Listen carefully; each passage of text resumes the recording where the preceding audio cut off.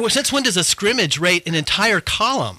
Okay. Well, but then again, I'm sorry to interrupt, but then again, like, when has a backup quarterback ever led the league in jersey sales?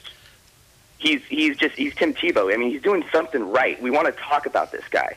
I mean, the way the Broncos are talking about him, they might as well direct snap to Noshawn Moreno, if Orton gets hurt. They're willing to give Brady Quinn a shot. Brady Quinn's had 4 shots, and he didn't even have the college career that Tebow had. I mean, give this guy a chance. And that leads to the other question, which I've addressed before. I'm not going to hit that much today, but why? Why is there such an avalanche of monolithic negativity? And I'll ask our callers that. I mean, it's not 50-50, it's not 60-40, it's not 70-30. I don't see anybody on the national stage out there saying the things that we're saying, and they're so obvious. They're so obvious. And I get back to one more thing. We'll start to take our calls. Okay. We got Rick on the line first. We'll go to him. But he's performed. Judging by what he does on the field, he had 3 outstanding games. I would suggest they should have given him the job based on the way he performed last year. Tebow had accounted for 11 touchdowns last year as a backup quarterback with 3 starts. Orton, the great Orton, the next, Joe Montana, apparently, according to the media, had 20 touchdowns with 13 starts. Right. Tim Tebow scores touchdowns. Doesn't scoring touchdowns count? Right. I guess you're supposed to be objective, and there's just no objectivity involved in this whole thing. And it's like, I'm cool with judging people, but I'm going to want them to do something for me to judge first. And one more point I'll make before and Dave wants to jump in too, is they're talking about the risk. Oh my God, the risk. Which once again, Cam Newton wasn't a risk. Michael Vick's not a risk. And let me say this about Michael Vick: Tim Tebow had more yards passing in his sophomore year, 3,200 plus yards, than Mike Vick had his entire career at Virginia Tech. If Michael Vick can be an NFL quarterback, why can't Tim Tebow be an NFL quarterback?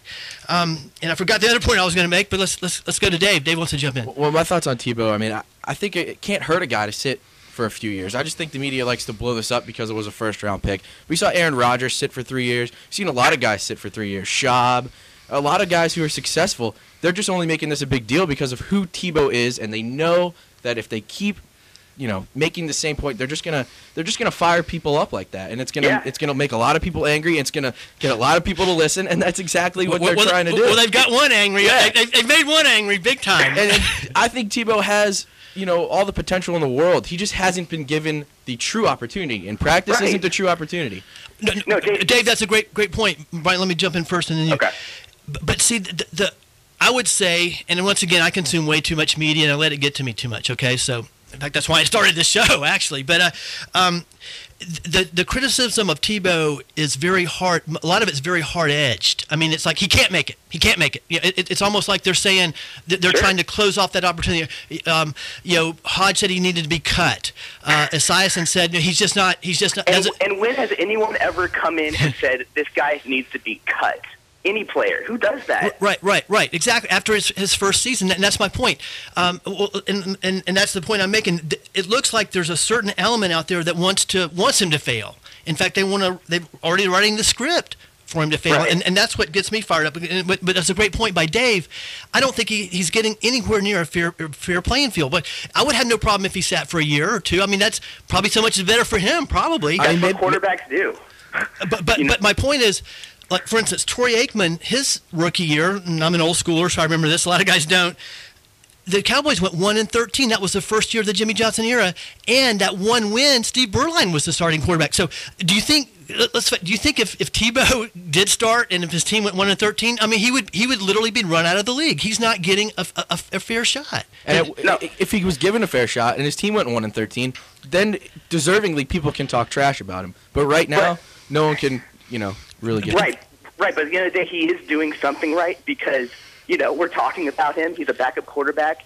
And, I mean, gosh, like, if I'm Tim Tebow, I'm thinking, I'm still relevant. I'm just going to keep my head down, use this as fuel, which he always does, and just live his life as Tim Tebow. I mean, come on. What's wrong with that? And before we go to start to go to our calls, I do want to pick one point, but one reason I'm passionate about this, nobody ever says, I've only heard one person say this, And a lot of it goes back to the fact, as most of us know, that think with our own brains and see with our own eyes, most of these national media types are clueless to begin with. Okay, that's just a fact. So they don't even know what they're talking about. But I don't ever hear anybody say, "Well, look, other than John Gruden, the guy threw for almost 10,000 yards in college." I mean, that's not a quote unquote running quarterback. That's a passing quarterback. Dan Marino didn't throw for 10,000 yards in college. Okay, I mean, he's got the passing credentials.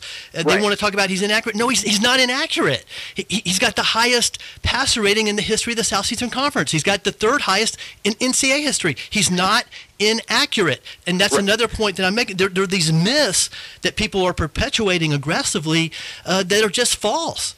Well, right. And, and at the same time, Tim Tebow was a great college quarterback, but we have to know that doesn't necessarily translate. If not, more times it doesn't translate to the NFL. It's what you do on the NFL field.